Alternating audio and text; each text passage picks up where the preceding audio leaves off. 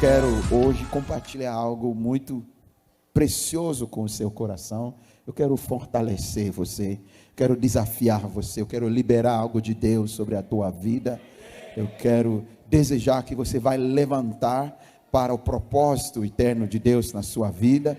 Nada vai te impedir e você vai alcançar o destino que Deus tem para você. Deus disse em Jeremias 29:11: eu é quem sei os planos que eu tenho a teu respeito. São planos de bem, não de te fazer mal, são de paz, para te dar esperança e um destino futuro. Deus tem um destino para você. E eu quero ajudar você nesta manhã, compartilhar algo que vai acrescentar, vai te fortalecer, vai te encorajar e vai te desafiar rumo ao seu destino. Quero convidar você a abrir comigo a sua Bíblia, ou seu aplicativo. Glória a Deus, glória a Deus. A Gênesis capítulo 28, nós vamos ler do versículo 10 até o versículo 18. Quantos já acharam lá? Diga glória a Deus. Então me acompanha na leitura. Partiu, pois, Jacó de Berseba e foi-se para Harã, e chegou a um lugar onde passou a noite, porque já o sol era posto, e tomou uma das pedras daquele lugar, e a pôs por sua cabeceira, deitou-se naquele lugar, e sonhou, e eis era posta na terra uma escada, cujo topo tocava nos céus, e eis que os anjos de Deus subiam e desciam por ela. E eis que o Senhor estava em cima dela, e disse: eu sou o Senhor, o Deus de Abraão, teu pai, e o Deus de Isaque. Essa terra em que estás deitado, te darei a ti e a tua semente. E a tua semente será como o pó da terra, e estender-se-á ao ocidente, ao oriente, ao norte e ao sul. E em ti e na tua semente serão benditas todas as famílias da terra. Eis que estou contigo e te guardarei por onde quer que fores, e te farei tornar a esta terra, porque te não deixarei até que te haja feito tudo o que tenho dito a teu respeito. Acordado, pois, Jacó do seu sono, disse: na verdade, o Senhor está neste lugar e eu não sabia. E temeu e disse: quão terrível é este lugar! Este não é outro lugar senão a casa de Deus, e esta é a porta dos céus. Então levantou-se Jacó pela manhã, de madrugada, e tomou a pedra em que tinha posto por sua cabeceira, e a pôs por coluna, e derramou azeite em cima dela, e chamou o nome daquele lugar Betel. O nome, porém, daquela cidade dantes era a Luz. Apenas até aqui a leitura, eu estendi um pouco mais. O que está acontecendo aqui, um pouquinho de pano de fundo. Jacó acabou de receber a bênção da primogenitura do seu pai Isaque, e Isaque liberou algumas bênçãos muito especiais que eram para ser para o primogênito. O primogênito, nas escrituras, na história do povo de Deus, tinha algumas funções muito especiais e tinha alguns direitos de herança muito especiais. Não porque ele é uma pessoa tão especial que vai ter que ter tudo para ele, mas é porque ele substituiria o pai na sua ausência, cuidando dos seus irmãos e toda a família. E por isso ele tem que ter uma porção maior do que todos os outros irmãos. Essa é a bênção da primogenitura. E é algo que percorre todas as escrituras e chega até Cristo Jesus, que é o nosso irmão mais velho. Ele é o primogênito de Deus. E ele tem uma porção maior, porque ele cuida de todos nós. Mas eu não vou falar sobre a bênção da primogenitura. Jacó sai abençoado, e seu irmão Esaú jurou matá-lo, mas ele estava apenas esperando que o pai Isaac viesse a morrer, porque estava muito envelhecido, muito velho, já com cegueira, muito fraco. Então ele contava com pouco tempo o falecimento de Isaac, para o velho não morrer por desgosto, mas Esaú só dava desgosto para ele. Mas Esaú estava maquinando: quando o velho morrer e nós enterramos ele, eu mato Jacó, ele não vai desfrutar dessa bênção. E quando então este plano chegou ao ouvido dos pais, Isaac e a Rebeca, eles chamaram Jacó. E Isaac então dá instrução para Jacó: seu irmão quer te matar, você já tem a bênção, você não vai morar aqui, atravessa o deserto, vai para Padã Arã, lá mora a família da sua mãe. Isaac diz para Jacó: então você vai para lá, e você vai morar lá, você vai achar onde que mora seu tio Labão, e você vai morar lá, e você deve casar-se com uma das filhas dele, que ele tem umas filhas lindas lá, porque das meninas dessa região aqui, não deve se casar com nenhuma delas.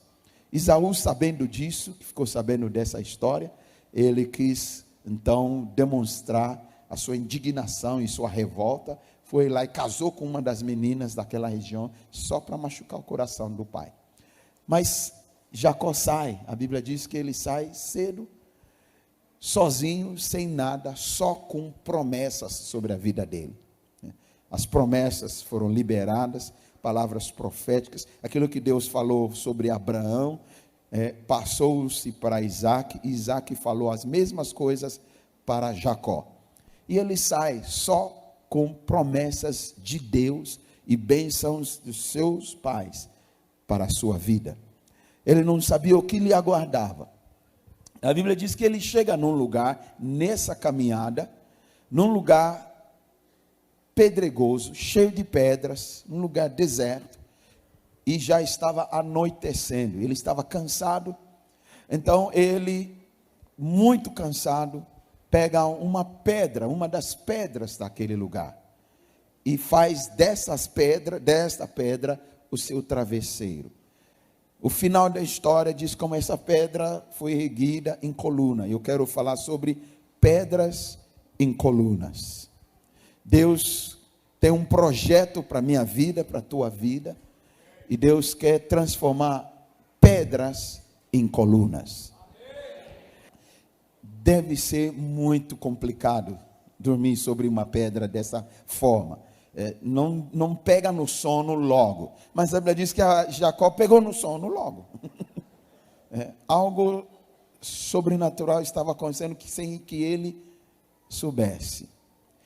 E nisso ele teve um sonho, uma visão de noite, e viu o céu aberto, viu uma escada cujo topo chegava dentro dos céus, e ele viu anjos subindo e descendo pela escada.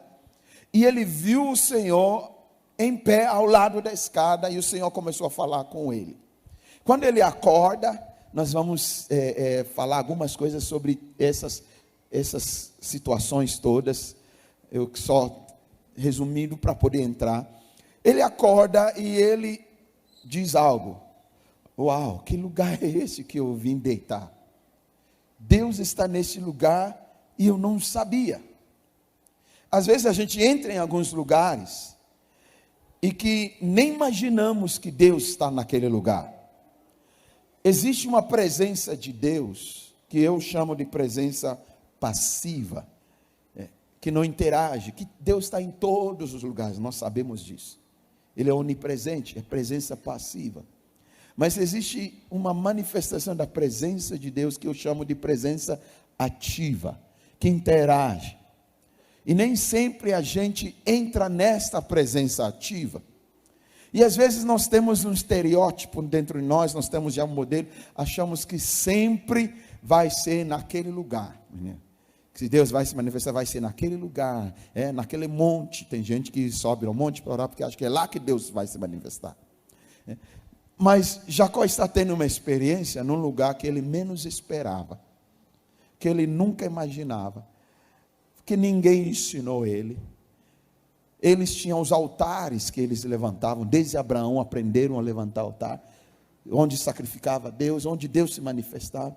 E ele não imaginava, Deus estaria num deserto, cheio de pedras, e ali Deus ia se manifestar. Então ele reconhece, Deus está neste lugar, e eu não sabia. Existem 3 coisas muito preciosas que eu quero rapidamente passar, nós vamos entrando na palavra. Existem lugares proféticos, eu chamo de lugar profético, lugares proféticos, que às vezes nós entramos nesses lugares e não sabemos, e Deus pode intervir, interagir, e algo tremendo acontecer na nossa vida, e Deus mudar o rumo da nossa vida. Lugares proféticos, às vezes, são lugares que ninguém imaginava.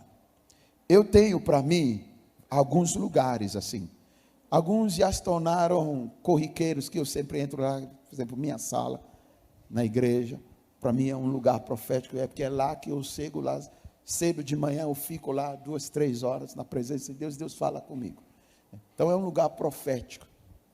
A minha cama é um lugar profético. Fico lá deitado, orando, e Deus fala comigo.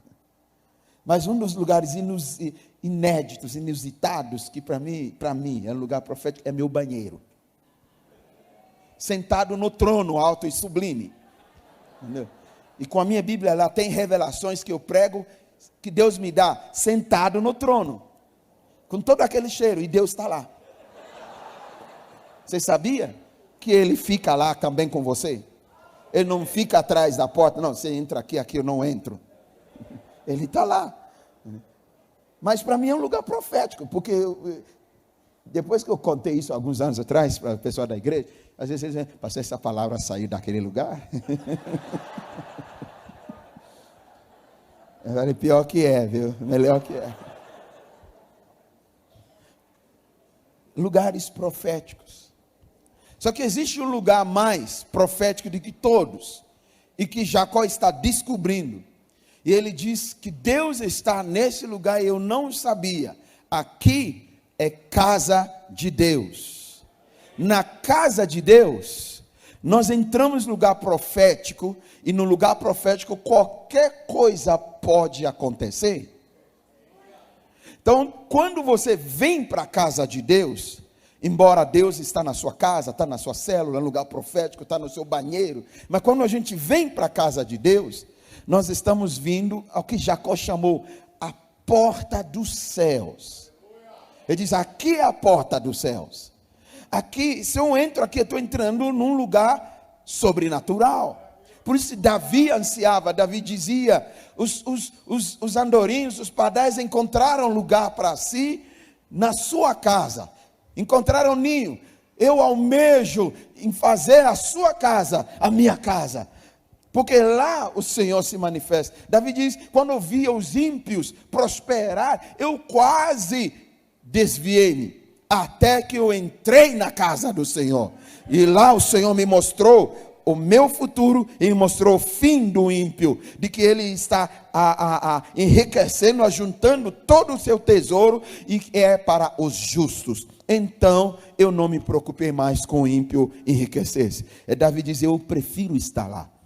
Meu irmão, não há outro lugar que você deve almejar estar do que na casa do Senhor.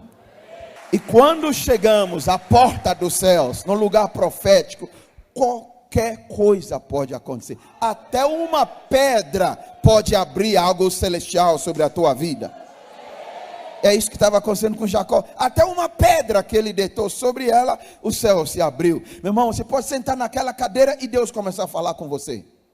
Até um abraço você ganha do irmão, pode abrir algo sobre a tua vida. É porque nós não esperamos essas coisas.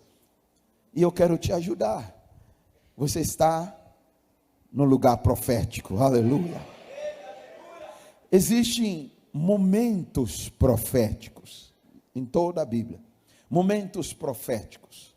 Momentos proféticos são aqueles momentos que Deus revela a sua presença ativa, interage novamente com a gente, num momento, não é todo dia, 24 horas, existem momentos, e um desses momentos era este aqui, mas nem sempre é aquele momento que a gente imagina, porque às vezes a gente acha que vai ser naquele momento do reteté, e Jacó não estava no reteté, estava cansado, estava com medo, fugindo do seu irmão.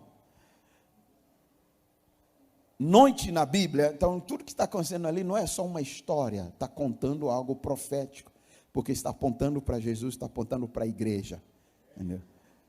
Desde lá, nós vamos ver no final, está apontando para eu e você, algo está acontecendo aqui. Então tudo que está acontecendo aqui tem um significado, não é por acaso. Para Jacó, estava acontecendo, era por acaso, mas algumas coisas estão sendo estabelecidas. Noite na Bíblia, muitas vezes, nem sempre, mas muitas vezes, fala de lutas, fala de dificuldades, fala de labor, fala de trabalho árduo. E você vai encontrar vários lugares. Pode durar o choro a noite inteira, mas ao amanhecer vem a alegria. A noite fala de choro, de luta, de dificuldade, de problemas. E Jacó vai passar por algumas noites na sua vida. Essa é a primeira delas. Lá no trajetório dele, ele passa por várias. E uma delas acontece lá na frente, no Val de Jaboque, onde ele vai ter uma luta com um anjo. E que na frente ele descobre que não é apenas um anjo qualquer. É a manifestação do próprio Jesus. Que no Velho Testamento ele se manifestava e ele é chamado o anjo do Senhor. Depois ele se manifestou a Abraão como Melquisedeque. E ali ele se manifestou a Jacó. Jacó achava que era um homem, depois ele achou que era anjo, mas depois ele descobriu que ele estava lutando com o próprio Deus. Ele diz, eu vi o rosto dele e ele não me matou, porque o que eles acreditavam em Deus tinha dito, que quem vê minha face, meu rosto, não vai sobreviver, vai morrer, que não pode. Então nem Moisés podia. Deus diz, eu ponho a mão no seu rosto, eu vou passar, você não vai ver meu rosto, porque você vai morrer. E a teologia mudou quando Jacó viu o rosto de Deus e não morreu, só saiu mancando. Ele diz, Deus, eu vi o rosto dele, mas ele não me matou. Isso aconteceu numa noite. Pedro fala de uma noite inteira que ele passou trabalhando e não ganhou nada. Momentos proféticos às vezes acontecem nos piores momentos da sua vida. Gideão estava ali escondendo, trabalhando, era noite na vida de Gideão, e Deus veio ao encontro dele. Momentos proféticos, muitas vezes, nos piores momentos que a gente espera que Deus podia estar conosco, que a gente acha que Deus nos abandonou, e aí pode se tornar um momento profético na sua vida. Talvez alguém aqui que está passando uma noite na sua vida, eu venho te dizer nesta manhã, que o sol vai raiar sobre ti, aleluia, em nome de Jesus, o sol vai raiar sobre ti, o sol da justiça, o que Jacó experimentou quando ele saiu do Val de Jaboque. A Bíblia diz, depois daquela noite, o sol raiou sobre Jacó, e ele foi andando manco, o seu nome foi mudado naquela noite. Deus tem um destino para você. E um momento profético pode ser na noite da sua vida. Foi nesta noite, fugindo, sem saber o que ele esperava, sem conhecer ninguém, sozinho, deixando tudo que havia sonhado como jovem, entrando na fase adulta, abandonando tudo, com toda a promessa, uma vida promissora, coisas que Jacó sonhava. Agora tenho a bênção de primogênito, eu vou construir isso, eu vou fazer aquilo, e agora ele tem que largar tudo aquilo lá e vir embora, com questionamentos, indagações. Como que acontece isso? Se eu tenho essa promessa, se eu tenho essa bênção, se meu pai está morrendo, e eu tenho que fazer o papel do primogênito, cuidar da minha mãe, do meu irmão, e agora eu tenho que sair. Era uma noite, e exatamente a Bíblia diz, naquela noite, ele dorme e algo acontece. Noites são necessárias na nossa vida, e às vezes a gente tem que passar por algumas noites. mas não são para nos destruir. Deus disse: os meus planos, meus pensamentos a teu respeito não são para te fazer o mal. Pode parecer que estão me espremendo, estão me fazendo mal, mas Deus diz: a motivação não é te fazer mal, é te fazer bem e te dar um destino. Quero te levar para o seu destino. Aleluia, glória a Deus. Diga para alguém ao seu lado: Deus vai te levar para o seu destino. Aleluia. Nesta noite, Jacó tem uma visão, um sonho de noite. E a Bíblia diz que ele vê uma escada, cujo topo atingiu os céus. Ele viu anjos subindo e descendo. E ele vê Deus ao lado da escada. Deus não falou algo novo. 90% que ele ouviu Deus falar com ele eram as mesmas coisas que pai Isaac tinha falado, liberado sobre ele. Eu vou te multiplicar, eu vou te abençoar, nações vão ser abençoadas através de ti. Eram as mesmas promessas para Abraão. Algumas coisinhas a mais que Deus acrescentou. Este lugar onde você está deitado, eu darei a ti. Mas na verdade, porque Abraão já peregrinou todo aquele lugar. Por isso que Deus começou referindo-se a Abraão, teu pai Abraão e teu pai Isaac, porque eu só estou reenfatizando as promessas. Mas para que servia a escada? Se Deus podia falar com Jacó, parece que a escada lá não tinha razão nenhuma. Porque Deus está ali ao lado, falando com Jacó no sonho, e Deus não falava nada sobre aquilo que ele estava vendo. Deus estava falando daquilo que eu vou fazer na sua vida. Mas Deus podia aparecer para ele no sonho e falar: eu vou fazer isso na sua vida. Por que Deus está permitindo Jacó ver uma escada com anjos descendo e subindo e subindo e descendo? Eu creio que por duas coisas. Pode ser que tenha mais. Primeira delas é uma figura de Jesus. Uma figura de Jesus. No Evangelho de João, Jesus diz isso. Jesus diz: vocês verão o céu aberto e os anjos subindo e descendo sobre o Filho do Homem. Jesus está falando lá do que Jacó viu. Céus abertos, uma escada que leva para o céu, e anjos subindo e descendo. Jesus estava falando que aquilo que Jacó viu, estava falando de mim. José interpretou um sonho, 2 sonhos, na prisão, de copeiro e do padeiro. Tem uma pregação profunda sobre os 2 sonhos, e quais são os nossos sonhos. E o sonho do copeiro, ele viu uma videira, e o copeiro tirando das uvas, espremendo e servindo.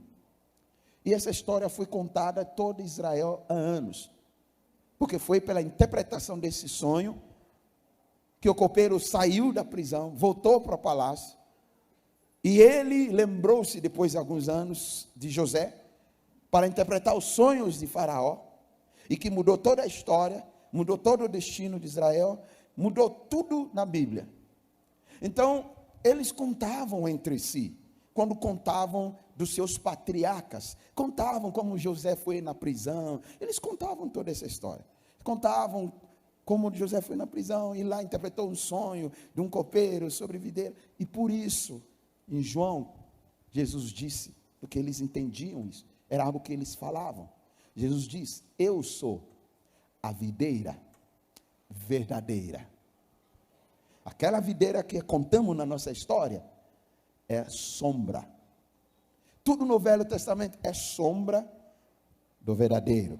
Jesus diz, José interpretou a sombra, a verdadeira sou eu. E se você sonhar com a videira, e seus ramos e seus frutos para servir a outros, eu vou te levar para lugares. É isso que aconteceu. Se você sonhar sobre os seus próprios sonhos, que nem o padeiro, vai te enfocar. Então são figuras na Bíblia, sombra. Por que Jacó viu um anjo descendo, subindo da escada? Jesus disse: vocês verão os céus abertos e verão os anjos subindo e descendo sobre o Filho do Homem. Ele está falando daquilo que Jacó viu. Jesus, uma outra ocasião, diz: Quando Abraão estava oferecendo o sacrifício do seu filho, e Deus mandou ele parar e proveu o cordeiro, Jesus diz: Abraão viu o meu dia, e ele se alegrou. No dia que Deus preparou o cordeiro para o sacrifício, Abraão teve um vislumbre, viu Deus prover para si um cordeiro, para imolar, em substituição da humanidade. E Jesus diz: Abraão viu aquele dia. Que dia que era? Esse dia. Então Jacó está vendo algo. Por isso que eu digo que aqui não é apenas uma coisa que está acontecendo, é coisas fundamentadas profeticamente sobre Jesus, sobre a igreja, sobre mim, sobre você. A segunda razão que eu creio que o Espírito Santo me fez enxergar, daquela escada, Deus está dizendo: eu vou fazer algo com você, Jacó, e eu estou enfatizando, eu estou prometendo, estou liberando minha palavra sobre a tua vida. Eu vou te fazer isso, eu vou te dar aquilo, eu não te deixarei. Uma das promessas tremendas que Deus falou naquela noite para Jacó: eu não te deixarei, não te abandonei, até fazer acontecer, se cumprir a minha promessa. Jesus sempre falava isso: eu não te deixarei, eu não te abandonarei, porque Deus tem algo que Ele quer fazer na nossa vida, e Ele não desiste de nós. Ele diz: eu não vou te abandonar, até se cumprir o que eu falei ao teu respeito. E Deus está falando coisas tremendas para Abraão, aliás, para Jacó, mas ele está ouvindo, está vendo Deus falar com ele, e ele está vendo a escada, e anjos subindo e descendo, anjos subindo e descendo. Eu creio que Deus está mostrando algo para Jacó. Deus está dizendo que a ordem divina precede o mover de Deus. Escada fala sobre andar de forma ordenada. Então, temos uma escadinha aqui, escadinha ali. A gente não sobe aqui sem subir pela escada. E em alguns lugares temos escadas maiores. E escada fala de passos ordenados. Provérbios fala disso. Ordenar bem os passos. Você anda de uma forma ordenada. Existe uma ordem divina. A gente não anda de forma desordenada com Deus. Em Efésios, Paulo fala isso, quando nós enchemos e continuamos nos enchendo do Espírito Santo e não nos embriagamos com o vinho. Ele diz que quando nos embriagamos com o vinho, ali há desordem, andamos dissolutamente, os passos são desordenados. Se você já encontrou um bêbado, quando eu morava nessa região aqui em Campinas, alguns anos atrás, a gente fazia muito trabalho de evangelismo nas ruas, tudo, e sempre aparecia um bêbado para evangelizar. E o bêbado aceita Jesus 10 vezes. Eu aceito, eu aceito. Mas viu, neguinho, você paga um negocinho para mim? Mas, cara, você precisa entregar. Eu entrego, aceito. Vocês já viram como bêbado, mas cara bêbado, trípado mesmo. Ele anda de uma forma assim, desordem. É isso que Paulo está dizendo. Não anda dissolutamente. O filho pródigo, quando ele saiu de casa, a Bíblia diz que ele começou a viver dissolutamente, desordenadamente. E para Deus mover na minha vida, eu preciso andar em ordem. E Jacó estava fora de ordem. A vida dele, ele andava desordenadamente. Ele é um cara que passava a perna nos outros. Era assim o nome dele. E Deus está dizendo: eu vou cumprir o que eu disse a teu respeito. Eu vou te dar isso, eu tenho um destino para você. Mas olha para a escada. E Jacó está olhando a escada enquanto Deus está falando. Ele está vendo como os anjos sobem e descem. Ninguém pula a escada. Ninguém anda de qualquer forma. A escada ordena nossos passos. Você anda de forma ordenada. Deus está querendo dizer para Jacó: você precisa ordenar seus passos. A ordem divina precede o agir e o mover de Deus. Em algum lugar na Bíblia, não me lembro exatamente a referência, Deus veio a Abraão e diz: visto que eu farei a Abraão uma grande nação, Abraão, ordene a sua casa, para que eu faça acontecer contigo e tua descendência tudo o que eu prometi ao teu respeito. Tem que andar em ordem. Tem que ordenar minhas emoções, ordenar meus relacionamentos, ordenar minha forma de pensar, ordenar minha vida, ordenar minha casa. A Bíblia diz que até para ser presbítero na casa do Senhor, e quem almeja o manto, o ministério pastoral, tem que ter a sua casa em ordem. Então existe mas não a ordem humana, eclesiástica, estabelecida pela religião. Estou falando da ordem divina. Deus tem uma ordem. Deus tem uma ordem, até na entrar na presença dele, não entramos de qualquer jeito. Davi dizia, eu passo pelos átrios com louvor, com ações de graças, depois eu chego, existe uma ordem divina, não ordem de culto, ordem divina de Deus para a minha vida, e uma ordem que ele estabeleceu, o cabeça, tem que ter um cabeça, quando tem mais do que um cabeça, é besta. É a grande besta na Bíblia. É o único que tem mais do que uma cabeça. Então, todo lugar que tem mais do que uma cabeça, é o diabo que está lá. Porque a ordem divina tem ele diz, Deus é o cabeça de Jesus. Jesus é o cabeça do homem. O homem é a cabeça da sua mulher. Tem que ter ordem. Ordem divina. Quando a gente tem 2 cabeças, 3 cabeças, é besta. É a besta que está lá. E tem lugares que não tem cabeça.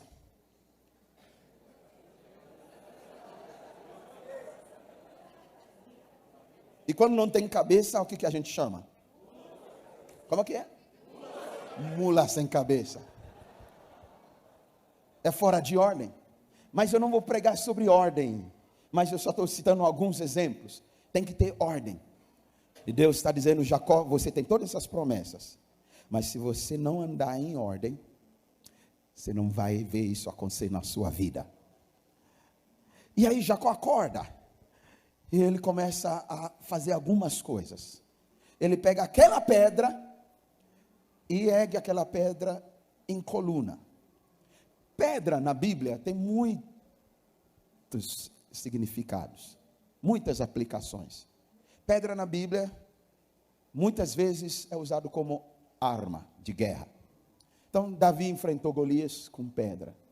E Davi treinou todo o seu exército a serem exímios atiradores de pedra com funda, com a mão direita e a mão esquerda. A Bíblia diz, porque Davi era mestre, era catedrático em atirar a funda. Ele treinava no meio do rebanho, cuidando do rebanho, ele treinava com aquele negócio lá. Eu lembro quando eu era criança lá na África, a gente derrubava as frutas do vizinho com pedra, né? E às vezes batia no vidro da janela. A gente treinava com pedra. Pedra era usada assim. Muitas vezes você vai ver isso na Bíblia. Eles usavam pedras como armas de guerra. Para guerrear contra o inimigo, para destruir. Mas também pedra era usada na Bíblia como memorial. Deus falou para o povo quando atravessaram o Mar Vermelho: tirar 12 pedras e levantar um memorial que aponta para aquilo que Deus fez e aquilo que Deus vai fazer. Quando atravessaram o Rio Jordão, levantaram pedras de novo como memorial. Eu não sei quem já passou por alguns lugares de férias assim, lugar que tem pedras, rochas. Você vai ver sempre as pessoas deixam memorial. É só deixa lá um coração desenhado, com o nome de fulano, um ciclano, com uma flecha desenhada, um não sei o quê, e aí deixa lá, eu te amo, e deixa lá escrito na pedra, porque é algo que dura, é memorial. Pedras são para isso. Pedra na Bíblia fala de pedras preciosas, fala da palavra revelada de Deus, são pedras, joias, então você vai ver usado na palavra, pedras preciosas. Jesus diz que não lança as pedras preciosas para os porcos. As palavras de Deus, revelação de Deus, é pedra, é pedra. A palavra de Deus foi escrita sobre tábuas de pedra. Pedra fala da palavra viva. Nós interpretamos quando Jesus disse para Pedro, sobre esta pedra, essa rocha, edificarei. Nós entendemos que uma das interpretações é a revelação que Pedro recebeu. Sobre esta revelação eu vou edificar a minha igreja. É a palavra viva, revelação, é pedra. E muitas outras. Mas eu quero falar de pedras rapidamente, como sendo pessoas. Aí que eu quero falar com você. Pedra também fala de pessoas. Pessoas. A Bíblia diz isso. Jesus Cristo é a pedra angular. Pedro, 1 de Pedro 2 diz, nós somos edificados em casa de Deus, habitação de Deus. Somos pedras vivas. Pedras. Então você vai encontrar, muitas vezes, nomes das pessoas sendo colocados sobre pedra, porque está referindo-se à pessoa. Ontem eu citei em Apocalipse, quando Deus diz que vai escrever nossos nomes sobre pedra branca. Está falando de nós, individualmente, cada um de nós. Então, os sacerdotes no Velho Testamento levavam pedras no peitoral, com os nomes das tribos, para apresentá-los diante de, como eles não podiam entrar lá, tem que levar algo que representava eles. Pedra representa pessoas, fala de pessoas. Nós somos essas pedras vivas. E Deus quer transformar você e eu, pedras, em colunas. É assim que Deus faz na casa dele. Em Apocalipse, Jesus diz, ao que vencer, eu farei uma coluna na casa do meu Pai. Então, Deus quer pegar pedras, que somos nós, e nos erguer em colunas na casa dele. Isso tem muita coisa especial ali. Porque pedra é tirado de um lugar, levado para outro lugar. Jacó pegou de um lugar e deitou sobre ela. Pedra serve e rola para um lugar, para outro. E aí que veio o nome daquela banda Rolling Stones. Pedras rolando. Que pedra você leva para um lugar, pedra você tira. E quando começamos a nossa caminhada com Deus, todos nós somos como pedras vivas. E uma hora está aqui, outra hora está ali, outra hora está aqui, outra hora está ali. Pedras servem para algumas coisas. Para Jacó, a pedra serviu como travesseiro. Para Moisés, a pedra serviu como assento do traseiro. Moisés sentou sobre uma pedra, na primeira guerra no deserto, e ele levantou os braços. Quando cansava, o inimigo vencia. Quando renovava suas forças, Israel vencia. Então Arão e Ur, percebendo isso, se colocaram ao lado de Moisés, nesse braço não baixa mais. Mas Moisés estava sentado sobre pedra. Jacó deita sobre pedra. Pedra são pessoas que servem para qualquer coisa. E nós todos chegamos e não, eu quero servir para qualquer coisa. Mas nem sempre, de fato, a gente serve para qualquer coisa. Eu não quero servir de suporte de traseiro de ninguém. Você acha que Moisés fica lá horas naquele sol, não sair algumas coisas aqui? Ele é igualzinho eu e você. E se der um negócio aqui? Sai uns barulhos maravilhosos aqui embaixo. Isso eu não quero que ninguém senta em cima de mim. Eu não quero que alguém deite sobre mim. Eu quero servir dessa forma. Mas são as pedras que Deus levanta em colunas.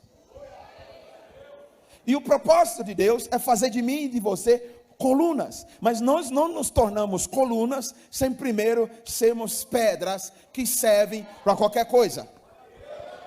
Jesus diz, quando ele estava entrando, aquela entrada triunfal em Jerusalém, e os religiosos queriam impedir que as pessoas cantassem, que as crianças, as mulheres, Jesus disse, se vocês impedirem essas pessoas cantarem, Deus vai fazer até as pedras cantar.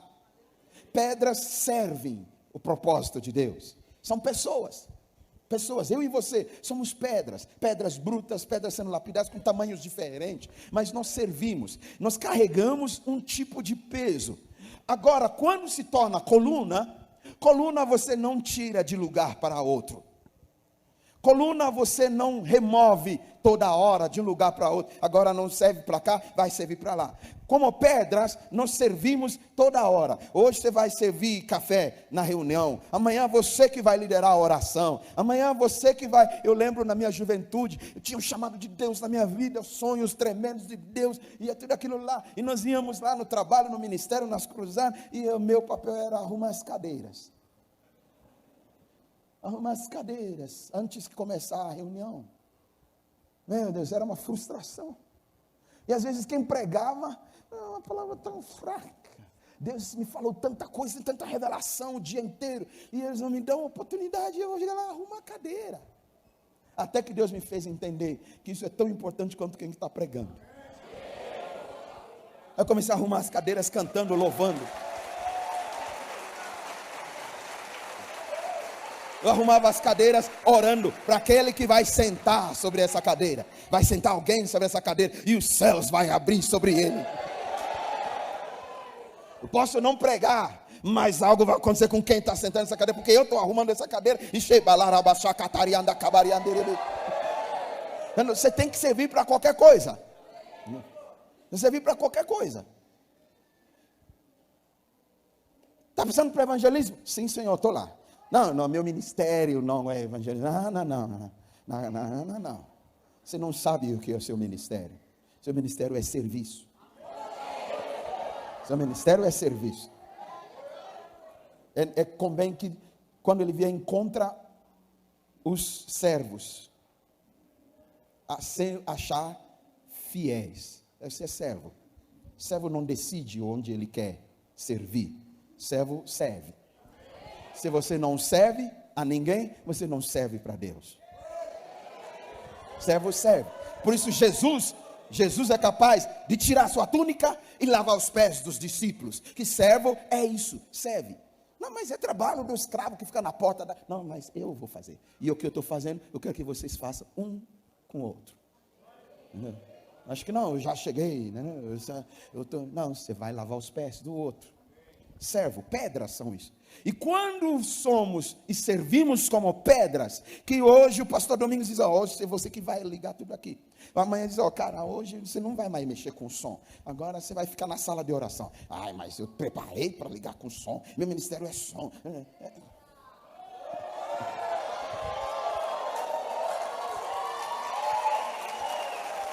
Aleluia.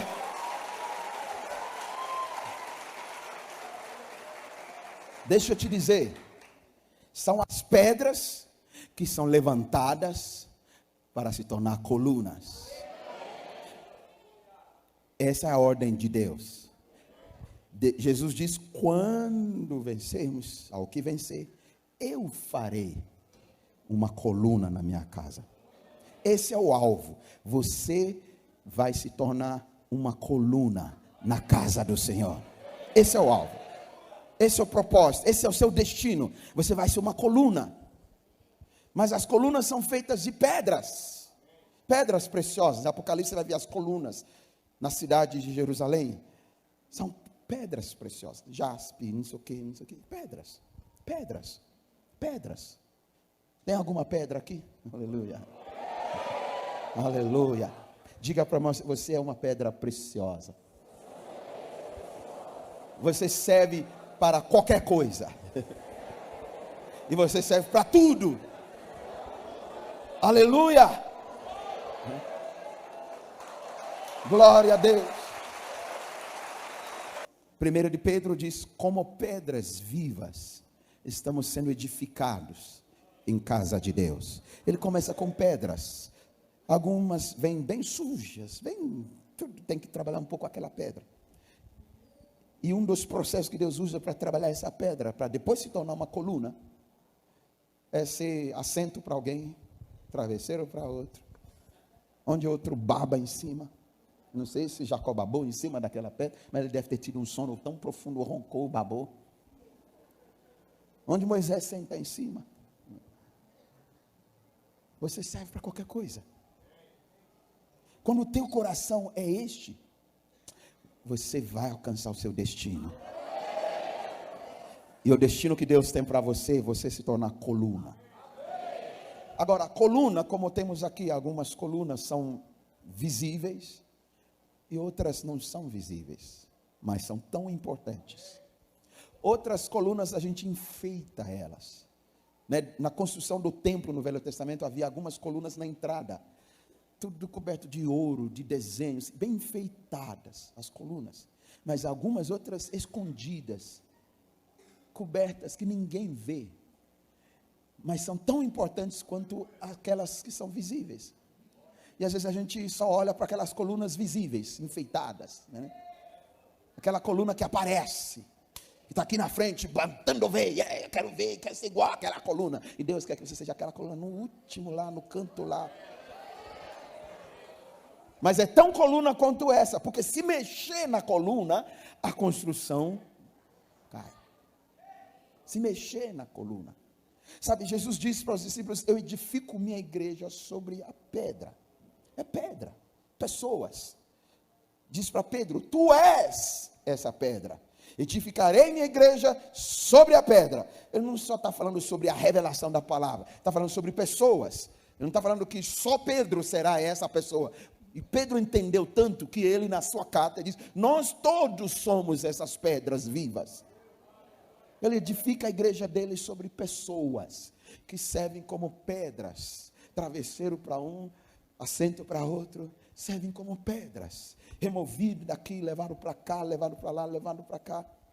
Mas depois de um tempo, Jacó pega aquela pedra quando ele acorda, e levanta aquela pedra, de posição de travesseiro para posição de coluna. Ele diz: aqui é casa de Deus. A casa de Deus se faz com pedras que vão se levantar como colunas. Sabe o que é a função da coluna? A coluna carrega mais do que pedra. Se você achar que não, quando eu me tornar coluna, aí eu não vou matar. Não, coluna carrega mais. Coluna suporta muito mais coisas. Coluna carrega mais peso. E coluna não reclama. Coluna não questiona. Coluna não sai do seu lugar. Ela fica lá e carrega todo o peso. Deus quer colunas na sua casa, que são plantadas, que não saem de lugar. Pode mandar mais que eu carrego. Aleluia. Glória a Deus. É o que Deus quer levantar você para se tornar nessa casa. Amém. Vai precisar de mais colunas para receber tudo que Deus quer mandar para esta casa, e a gente cuidar bem, e suportar, e guardar. Nós vamos precisar de mais colunas, para receber mais pessoas. Se nós quisermos aumentar aqui para entrar mais, embora não tenha mais, é por isso que nós estamos indo para lá, nós temos que puxar aqui, puxar ali, e nós temos que colocar colunas a mais. Por isso que Deus quer que você se torne a coluna, porque Ele quer trazer mais para a casa dele. E se nós sonhamos com mais, sonhamos com toda a cidade de Marília, todos nós temos que almejar, nos tornamos colunas nessa casa. Amém? Quantos querem ser colunas na casa do Senhor? Essa mesma mensagem eu aplico hoje como pessoas, pedras, colunas, eu aplico para a palavra, eu aplico para a guerra, e são princípios diferentes. Então, mesmo texto, tem 5 mensagens diferentes. Mas hoje eu quero falar sobre você como pedra, o que Deus quer fazer. E a melhor parte, diga para alguém ao seu lado, a melhor parte. Quando a pedra foi levantada em coluna, Jacó derramou azeite sobre ela. Aleluia.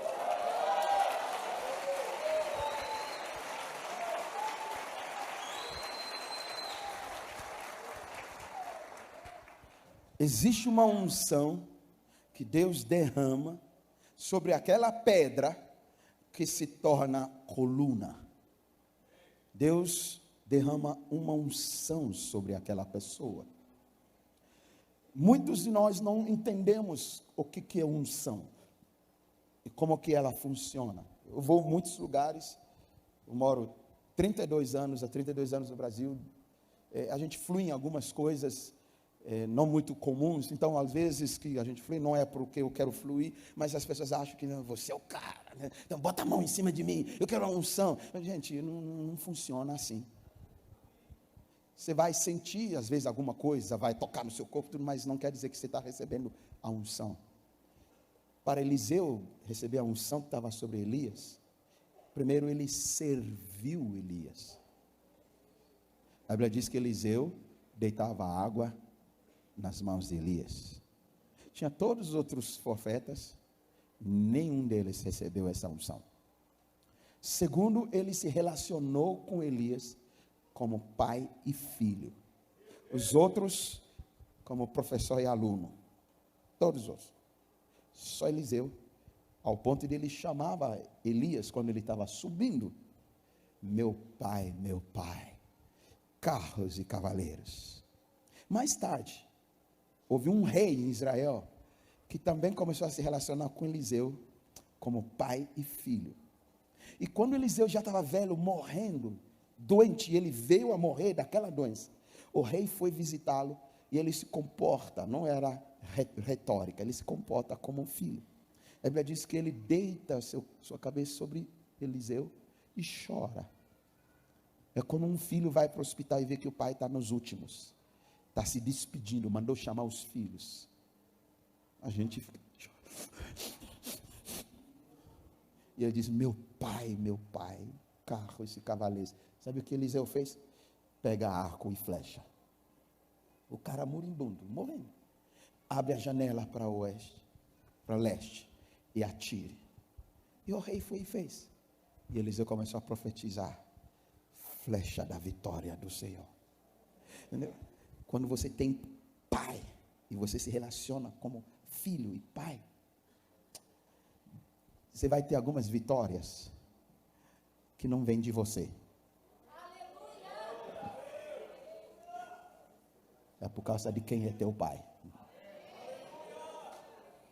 Quando Davi foi enfrentar Golias, a Bíblia diz que Saul estava de camarote assistindo com o seu comandante do exército. E a Bíblia diz, vendo Saul como Davi corria para enfrentar Golias, ele perguntou para o comandante, esse menino, quem é o pai dele? Porque quem é teu pai que diz onde você vai? Quem é teu pai que diz o seu destino? Tem gente que nos chama de pai, mas não se comporta como filho. Mas chama de pai. Porque virou moda, chama todo mundo de pai. Chama o pastor da casa de pai, meu pai. Mas não se comporta como filho. Herança é para os filhos. O pão da mesa é para os filhos. As migalhas são para os cachorrinhos, o que Jesus disse. E sabe o que é cachorrinho? Cachorrinho é filhote da cadela que não sabemos quem é o pai. O cachorrinho não tem pai. Jesus está dizendo, o filho senta na mesa e o cachorrinho come migalhas. O que ele está falando? Contraste de quem é filho e de quem não tem pai. Em Deuteronômio, a Bíblia diz que não entra na presença do Senhor os bastardos que não têm pai. Porque um do papel dos principais do pai é corrigir o filho. Por isso a Bíblia diz em Hebreus, que se não sois disciplinados, corrigidos, não são filhos, são bastardos. Você está me entendendo? Isso é uma ordem divina. Eu preciso de paternidade na minha vida. A unção não vem de qualquer jeito. Posso pôr a mão sobre você e profetizar, mas você não vai ter a unção que está sobre mim. Quem vai ter a unção sobre mim é filho. A Bíblia diz, o filho enquanto é menino, mesmo ele sendo dono de toda a herança, não passa de escravo, igualzinho escravo, até o dia estabelecido pelo seu pai.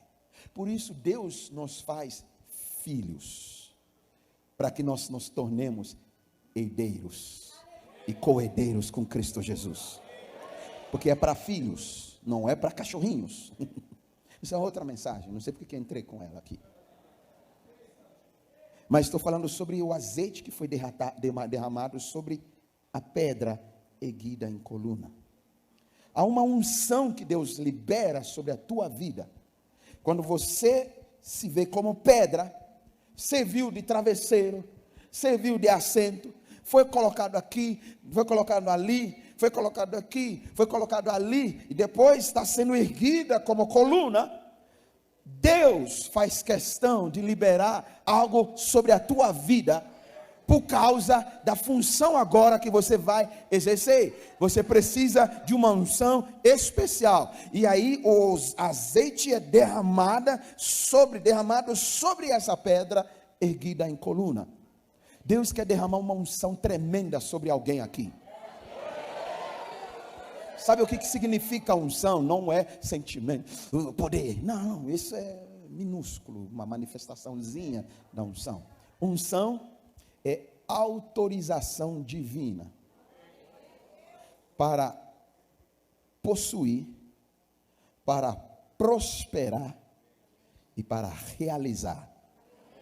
Uma autorização divina. Então, quando um sacerdote era levantado, ele recebia uma unção para ele realizar a função de sacerdote, para ele possuir herança entre os sacerdotes, que Deus diz, eu sou a herança de vocês, e para ele prosperar, ele e a sua família. Quando o rei era ungido, era com esse propósito. O profeta derramava o óleo sobre o rei, para que ele prospere, para que ele realize a função de rei, e que ele possua seus inimigos. Quando Deus derrama unção sobre mim, pode ser que eu sinta algo, pode ser que nada, pode ser que eu seja carregado para casa, 2 dias não conseguindo andar, mas essa não é a unção, esse é um efeito, um sentimento, meu corpo não aguenta. A unção é a autorização que eu recebi de Deus, para eu possuir, para eu prosperar e para eu realizar.